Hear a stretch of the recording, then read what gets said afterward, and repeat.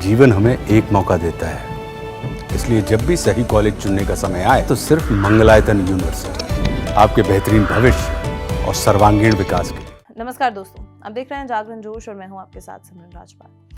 आज हम बात करेंगे एक ऐसे लैंडमार्क ऐतिहासिक अंतर्राष्ट्रीय समझौते की जिसका मकसद न्यूक्लियर हथियारों के स्प्रेड को रोकना है। न्यूक्लियर नॉन प्रोलिफरेशन ट्रीटी यानी कि एनपीटी।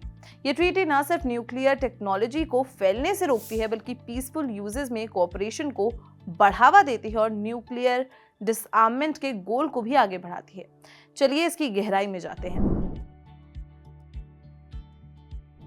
एनपीटी एक ऐसा एग्रीमेंट है जो 1968 में साइन किया गया था और 1970 में लागू हुआ। इसमें कई बड़े न्यूक्लियर और नॉन न्यूक्लियर पावर्स भी शामिल हैं जिन्होंने न्यूक्लियर टेक्नोलॉजी के स्प्रेड को रोकने का संकल्प लिया है। ये ट्रीटी एकमात्र बाइंडिंग कमिटमेंट है मल्टीलैटरल ट्रीटी में न्यूक्लियर वेपन स्टेट्स द्वारा डिसआर्ममेंट के गोल के लिए। 11 मई 1995 को ट्रीटी को इंडेफिनिटली एक्सटेंड कर दिया गया। कुल 191 स्टेट्स इस ट्रीटी में शामिल हो चुके हैं, जिनमें 5 न्यूक्लियर वेपन स्टेट्स भी शामिल हैं। किसी भी दूसरे आर्म्स लिमिटेशन और डिसआर्ममेंट एग्रीमेंट से ज्यादा देशों ने एनपीटी को रैटिफाई किया है, जो इसकी सिग्निफिकेंस का प्रमाण है। एनपीटी को global nuclear non proliferation regime का कॉर्नरस्टोन माना गया है और न्यूक्लियर डिसआर्ममेंट के लिए एक जरूरी आधार भी। इसे न्यूक्लियर वेपन्स के फैलने को रोकने, न्यूक्लियर डिसआर्ममेंट और कंप्लीट डिसआर्ममेंट के गोल्स को आगे बढ़ाना और पीसफुल न्यूक्लियर एनर्जी के यूजेस में कोऑपरेशन को बढ़ावा देने के लिए डिजाइन किया गया था।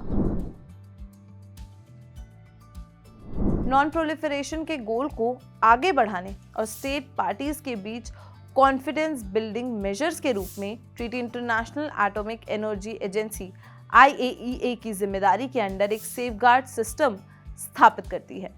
सेफगार्ड्स का यूज IAEA द्वारा कंडक्ट किए गए इंस्पेक्शंस के जरिए ट्रीटी के कंपाइलेंस को वेरीफाई करने के लिए किया जाता है।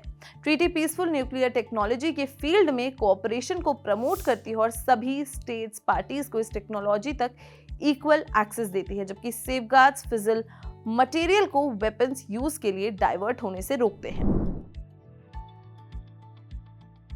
ट्रीटी के प्रोविजंस, खासकर आर्टिकल 8 पैराग्राफ 3 के मुताबिक हर 5 साल में ट्रीटी के ऑपरेशन की रिव्यू की जाती है। इस प्रोविजन को 1995 एनपीटी रिव्यू और एक्सटेंशन कॉन्फ्रेंस में स्टेट्स पार्टीज ने दोबारा दोहराया था। 2015 और 10th रिव्यू कॉन्फ्रेंस में स्टेट्स पार्टीज एक कॉन्सेंसस सब्सटैंटिव आउटकम तक नहीं पहुंच पाए थे।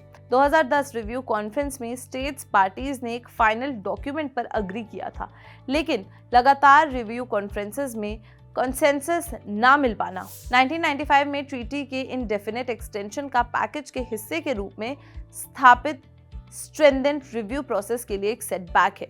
2026 रिव्यू कॉन्फ्रेंस के लिए प्रिपरेटरी प्रोसेस अभी भी चल रहा है।